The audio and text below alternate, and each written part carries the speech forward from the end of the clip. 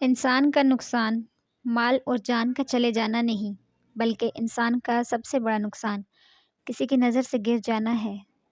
برے وقت کا ایک فائدہ ضرور ہے، اپنے برائی کی پہچان ہو جاتی ہے۔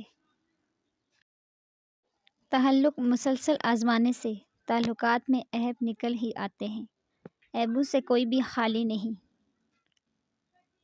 رشتے پھولوں کی طرح ہوتے ہیں، اگر توجہ نہ دی جائے تو مرجھا جاتے ہیں۔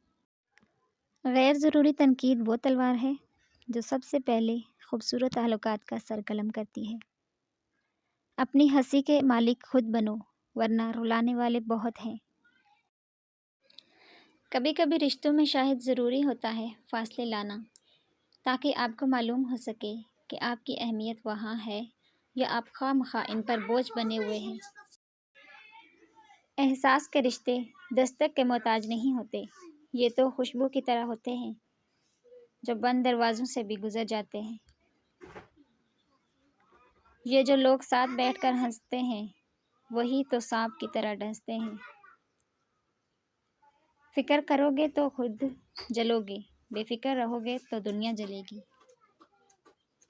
مطلب کے بغیر رابطے میں رہنا ہر کسی کے بس کی بات نہیں۔ ابھی تو ہم بدلے ہیں، بدلے تو ابھی باقی ہیں۔ کوئی بھی انسان برا نہیں ہوتا، بس اس کی کوئی نہ کوئی عادت بری ہوتی ہے، اس لیے ہمیشہ اس کی بری عادت سے نفرت کرو، اس انسان سے نہیں۔